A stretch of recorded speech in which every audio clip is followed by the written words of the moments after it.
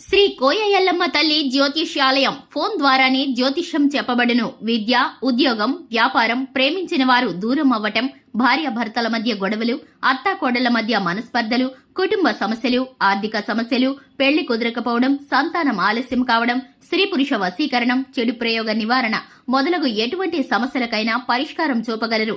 స్త్రీ పురుషులకు ఎటువంటి సమస్యలున్నా నమ్మకంతో కాల్ చేయండి. 9014339338. మార్చి 9 తులారాశి వారికి శివుడు విన్నాడు.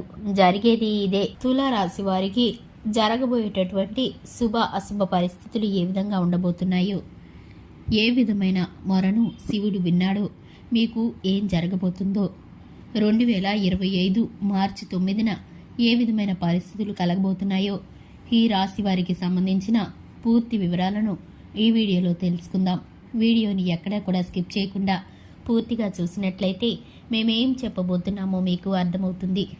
వివరాల్లోకి వెళ్లే ముందు ఛానల్ని ఇంతవరకు సబ్స్క్రైబ్ చేసుకున్నట్లయితే వెంటనే ఛానల్ని సబ్స్క్రైబ్ చేసుకొని పక్కనే ఉన్న గంట సింబల్ మీద ఆల్ అనే ఆప్షన్ని క్లిక్ చేసినట్లయితే మేం చేసే ప్రతి వీడియో నోటిఫికేషన్ మీ వరకు చేరుతుంది.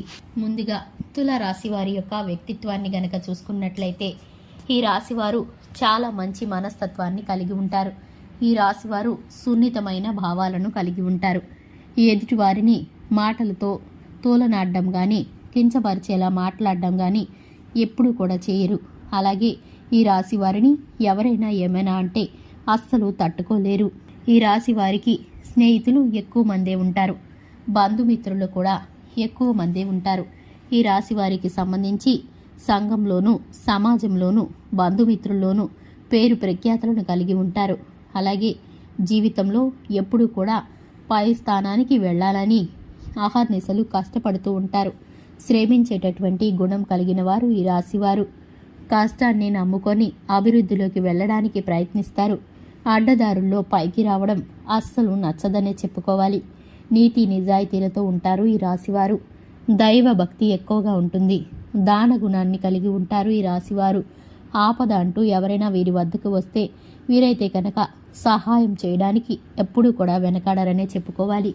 ఇక ముఖ్యంగా చూసుకున్నట్లయితే 2025 మార్చి 9న ఈ రాశి వారికి సంబంధించి మీరు ఇంతవరకు ఒంటరిగా కూర్చొని మీరు ఆ శివయ్యతో ఏమైతే మొరపెట్టుకున్నారో, మీ మనసులోని భయాందోళనలు, అలాగే మీరు అనుకున్నటువంటి బాధని, అలాగే మీరు పొందుకున్నటువంటి పరిస్థితులని ఆ శివయ్యకి మీరు ఎప్పుడైతే మొరపెట్టుకున్నారో ఆ మొరని ఆ శివయ్య విన్నాడు.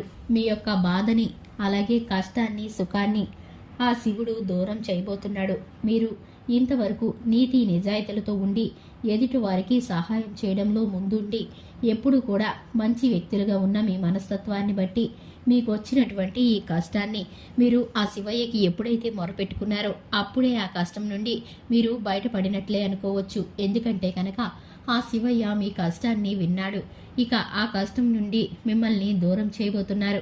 మీకున్నటువంటి సమస్యలని, కష్టాలని, నష్టాలని, ఆర్థిక ఇబ్బందులని, అలాగే అనారోగ్య సమస్యలని, ప్రతి ఒక్క చీకు చింతని కూడా మీ నుండి దూరం చేయబోతున్నాడు ఆ శివయ్య. మీకు అభివృద్ధి కలగబోతుంది. ఆశీర్వాదంతో మీకైతే ఆర్థికంగాను, మానసికంగాను సంతోషకరమైన పరిస్థితులు కలగబోతున్నాయి. అభివృద్ధి చూడబోతున్నారు. వ్యాపార స్థానంలో, ఉద్యోగ స్థానంలో మీరైతే కనుక పెట్టుబడుల విషయంలో అభివృద్ధిని చూస్తారు. అనుకున్నది అనుకున్నట్లు జరిగి తీరుతుంది. మీకున్నటువంటి ప్రతి ఒక్క పరిస్థితి చక్కబడుతుంది.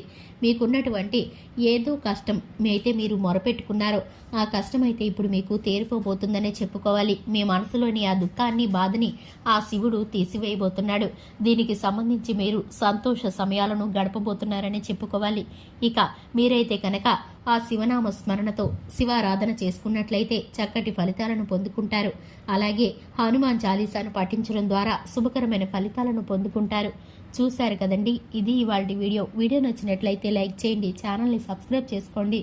Thanks for the watching.